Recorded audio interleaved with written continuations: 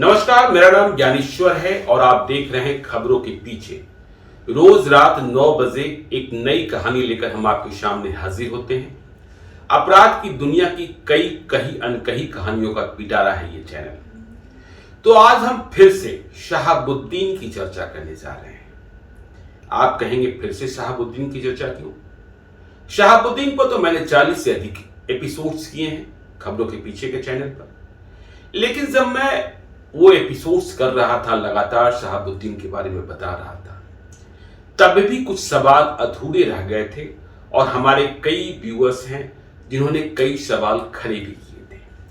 विशेषकर 16 मार्च 2001 की घटना का, जब प्रतापपुर शहाबुद्दीन का गांव, जहां एसपी बच्चू सिंह मीना के नेतृत्व में पुलिस चढ़ गई थी और मैं वहां पहुंचने वाला पहला रिपोर्टर था मुठभेड़ के तुरंत बाद, जब वहां गोलियों के निशान थे, आग लगी हुई थी और शहाबुद्दीन से मिला भी था।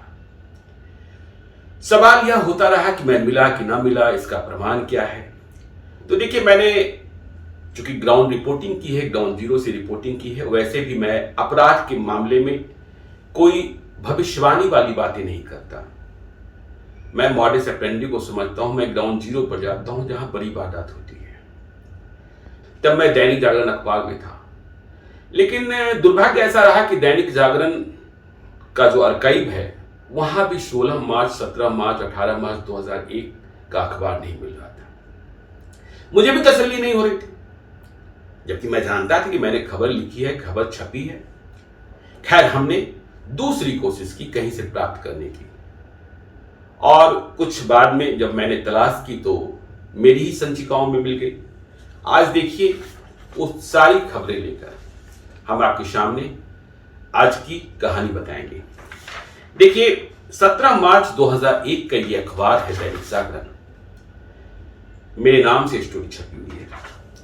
सिवान में सांसद सबतको व पुलिस में भारी गोलीबारी, 12 मरे।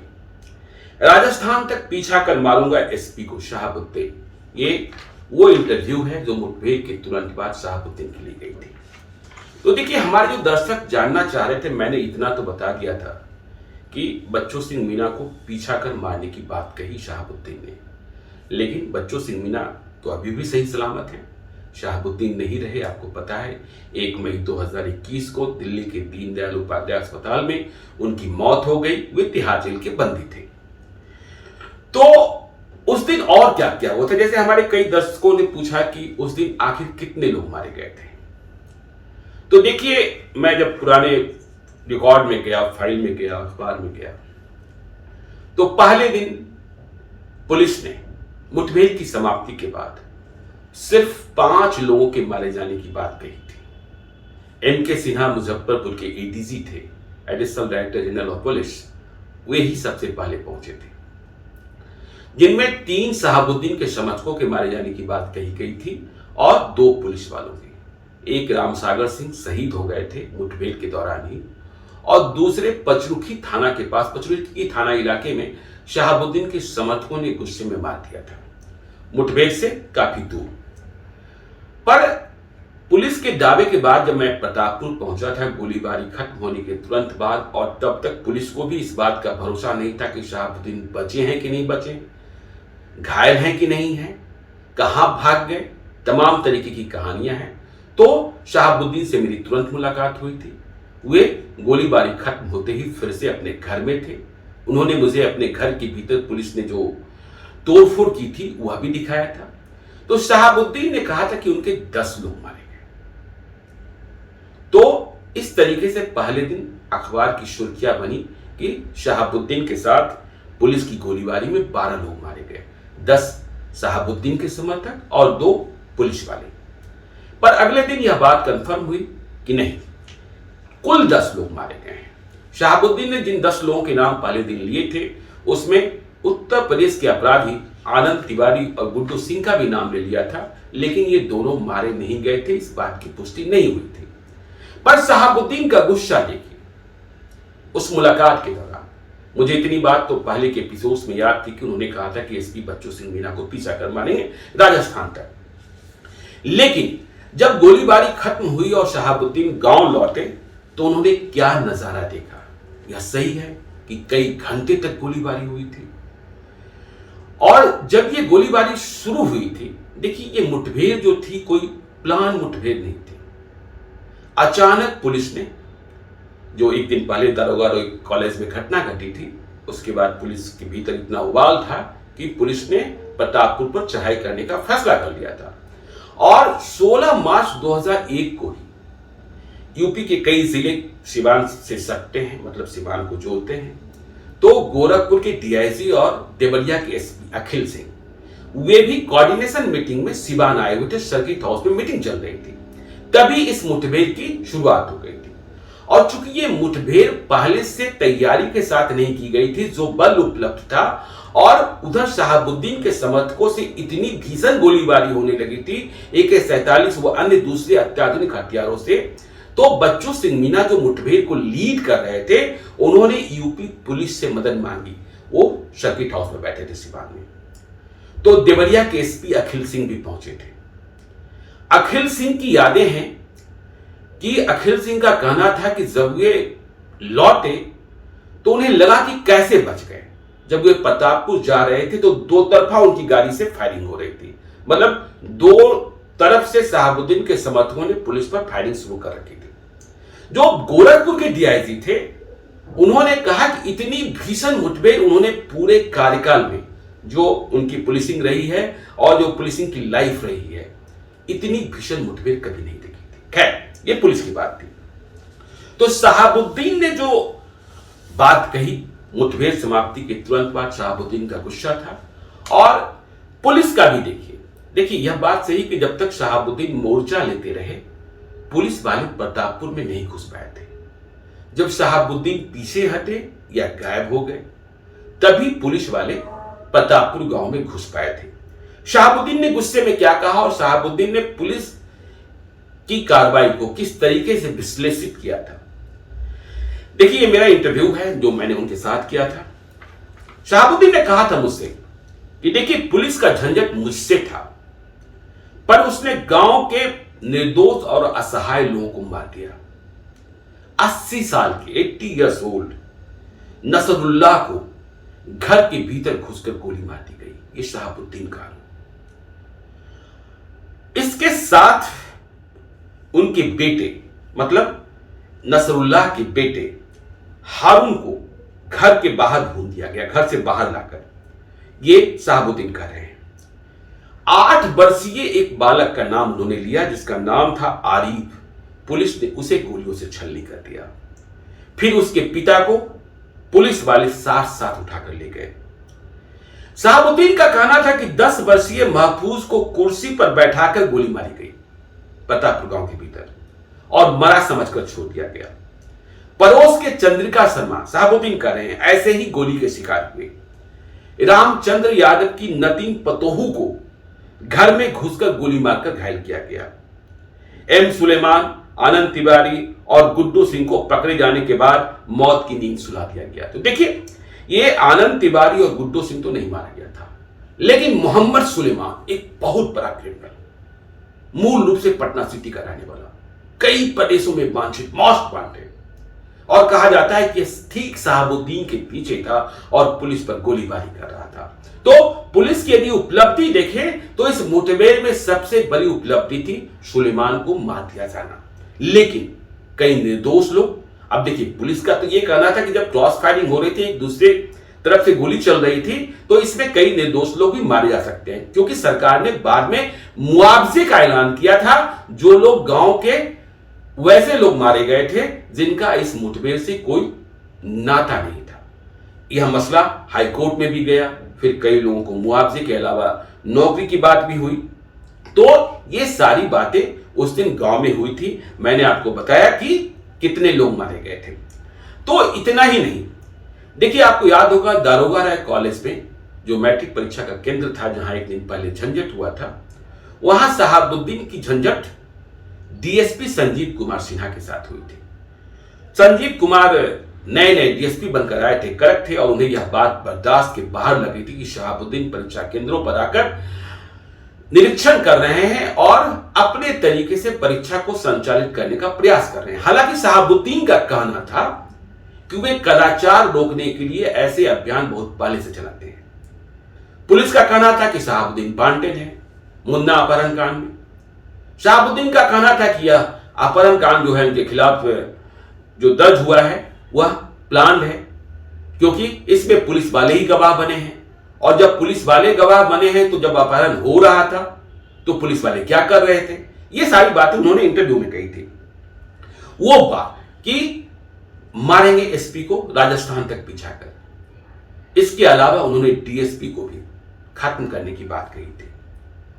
मेरा वो इंटरव्यू जब मैंने इसे प्रकाशित करने का फैसला किया था तो मैंने शहाबुद्दीन से दोबारा पूछा था क्या इसे छापा जा सकता है।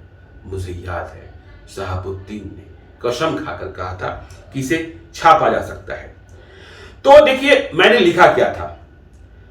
शहाबुद्दीन ने कहा कि डीएसपी को जितनी कहानी गढ़नी थी गढ़ ली, पर अब मैं बता देना चाहता हूं कि वे दुनिया के जिस कोने में भी रहेंगे मैं उन्हें मारूंगा जरूर।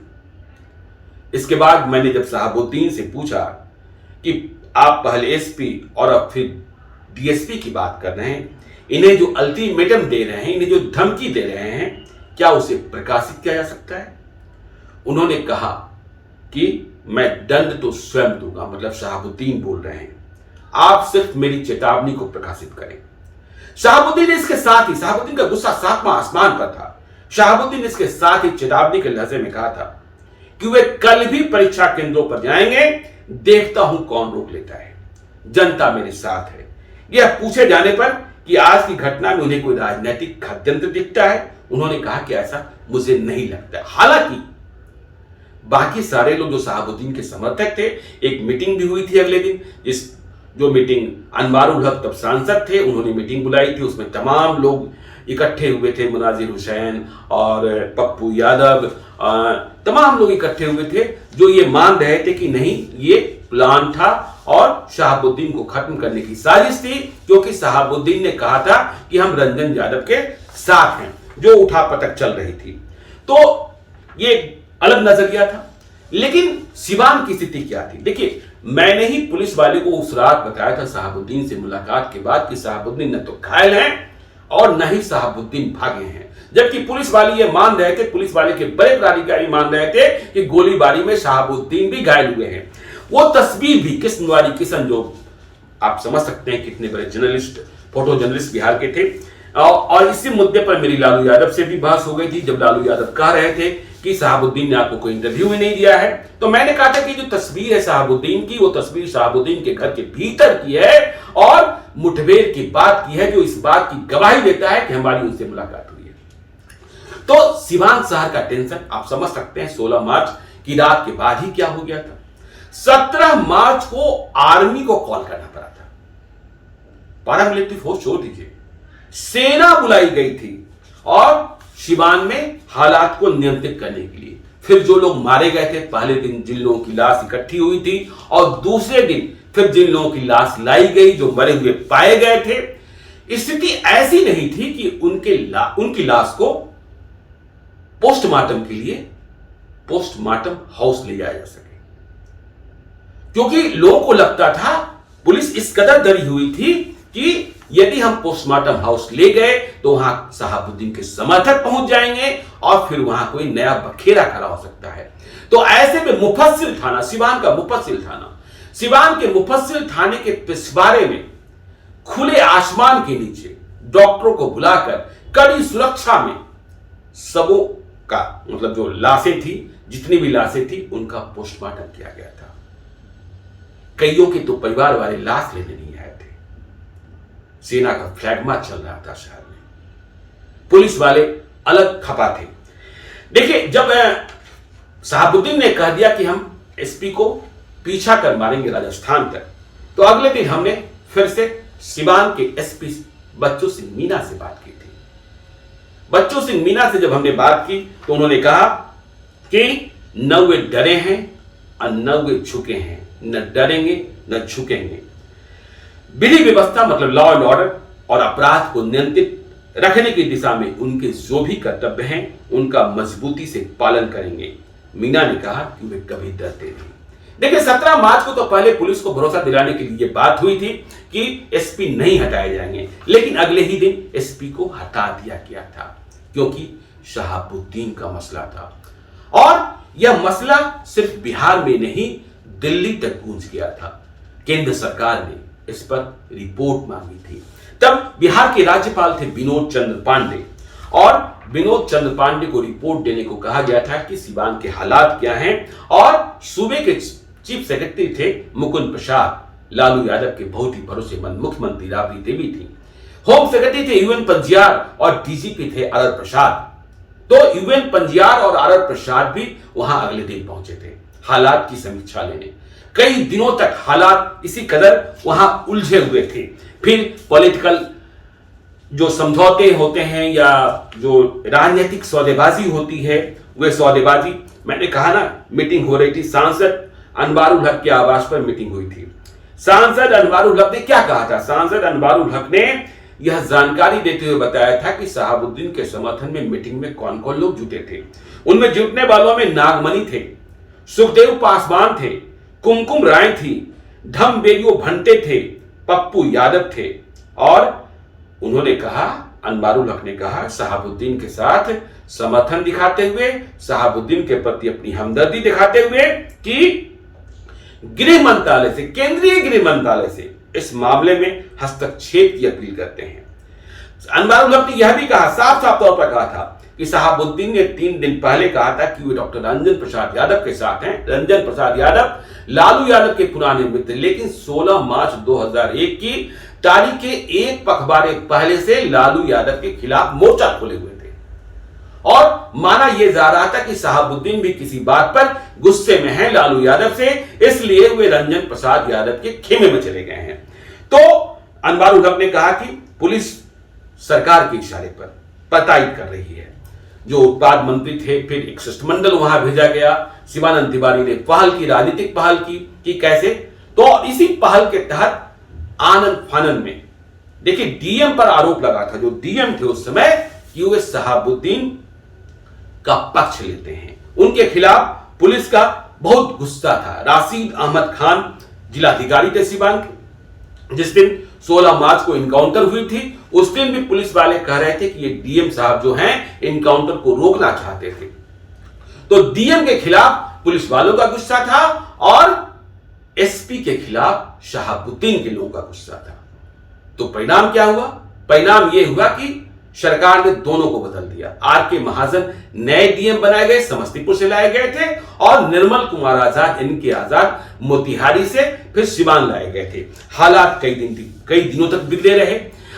शहाबुद्दीन ने यह भी कहा था, देखिए मुझे अच्छे तरीके से याद है और अब तो मेरे पास सब कुछ सामने है, कि यदि उन्हें यह पता होता कि इस मुठभेड़ में उत्तर प्रदेश की पुलिस भी आ गई है, तो वे तो नक्शा ही बदल देते।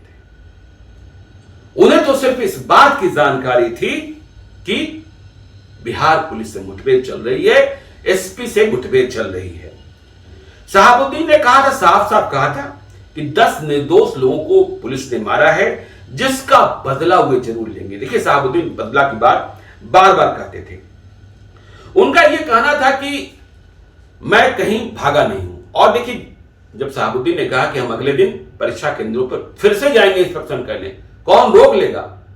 पर तनाव को देखते हुए बिहार विद्यालय परीक्षा समिति ने सरकार के निर्देश पर अगले दिन, मतलब सोमवार की परीक्षा जो होनी थी, सिवान शहर की सारी परीक्षाएं कैंसिल कर दी थी। यदि शहाबुद्दीन निकल गए, क्योंकि यह खबर आने लगी थी, खबर मिलने लगी थी कि शहाबुद्दीन बाइक से मूव कर रहे हैं, मोटरसाइकिल से यहां से वहां जा रहे हैं, वे सिवान नहीं छोड़े। तो सिवान ने शहाबुद्दीन के गुस्से को उस रात 7वें आसमान पर देखा था और फिर सिवान को शांत कराने के लिए, शहाबुद्दीन को मनाने के लिए, पुलिस को भी खुश रखने के लिए, क्योंकि उधर बिहार पुलिस एसोसिएशन इस बात से बेहद खपा हो गया था कि शहाबुद्दीन के खिलाफ कार्रवाई नहीं हो रही है। हालांकि प्रतापपुर गोलीकांड में शहाबुद्दीन एक्यूज बना दिए गए थे, वहां से AK-47 और अन्य हथियार बरामद किए गए थे, लेकिन कई दिन लग गए थे। और शहाबुद्दीन की यह बात हर लोगों को याद रहती थी कि शहाबुद्दीन ने कहा है कि DSP और SP को वे दंड देंगे, और शहाबुद्दीन के दंड का मतलब लोग समझते थे मौत। इतना खौफ तो था। खैर, अच्छी बात यह है कि बच्चू सिंह मीना आज भी सही सलामत है, DSP संजीव कुमार भी सही सलामत है, वे झारखंड कैडर में हैं, झारखंड चले गए। तो ये सूरत थी और शहाबुद्दीन का ये खौफ था। हमने आपको बताने की कोशिश की है आज कि शहाबुद्दीन का गुस्सा उस रात किस कदर था, गांव के कौन से लोग मारे गए थे, बाद में वहां की स्थिति कैसी रही, कैसे आर्मी को बुलाया गया। आप सोच सकते हैं कि एक शहर को नियंत्रित करने के लिए आपको आर्मी को कॉल करना पड़ रहा है, पारामिलिट्री फोर्स भी कंट्रोल करने की स्थिति में नहीं है। यह कहानी तो हम आपको पिछले ही एपिसोड में सुना चुके हैं कि 16 मार्च को हालात ऐसे थे कि बिहार पुलिस के हेडक्वार्टर से आए पुलिस पदाधिकारी सिवान में हेलीकॉप्टर से लैंड करने की स्थिति में नहीं थे, वे गोपालगंज में लैंड कराए गए थे और उन्हें सड़क मार्ग से गोपालगंज से सिवान आना पड़ा था। फिर बिहार पुलिस ही नहीं, यूपी पुलिस की बड़ी मदद ली गई थी, क्योंकि गोरखपुर के DIC, देवरिया के SP अखिल सिंह भी मुठभेड़ में शामिल हुए थे, पंगा लेने के लिए, लोहा लेने के लिए, पुलिस की ओर से लोहा लेने के लिए। और अखिल सिंह गोरखपुर के SP, उनकी गाड़ियों पर भी गोलियों के निशान भरे पड़े थे। बच्चू सिंह मीना की गाड़ियों पर निशान तो थे ही गोलियों के, पुलिस की गाड़ी में आग भी लगा दी गई थी। तो ये कहानी मैंने उस एपिसोड को पूरा करने के लिए जो कुछ तथ्य अधूरे रह गए थे, मुझे लगा कि यह कहानी आपको जरूर सुना देनी चाहिए, तो आज हमने यह कहानी आपको सुनाई है। शहाबुद्दीन की कहानियां कभी खत्म होने वाली कहानी नहीं है, बीच बीच में कुछ नए तथ्य आएंगे, वह भी आपको हम सुनाते रहेंगे। आप बने रहिएगा खबरों के पीछे के साथ, क्योंकि यहां हम आपको ऐसी कहानी सुनाते हैं जो बहुत पुराने दिनों की है, या फिर यह समझाने की कोशिश करते हैं कि देखिए क्रिमिनल और क्राइम का मॉडस ऑपरेंडी क्या होता है, अंडरवर्ल्ड की साइकोलॉजी क्या होती है, अपराध का विज्ञान क्या होता है, अपराधी का मनोविज्ञान क्या कहता है, पुलिस की कार्यशैली क्या कहती है, पुलिस कब डरती है, पुलिस कब चमकती है, और पुलिस कब जानबूझकर कुछ भी नहीं करती है, और जब जानबूझकर कुछ भी नहीं करती है तभी संकट बढ़ता है। तो आज के लिए इतना ही।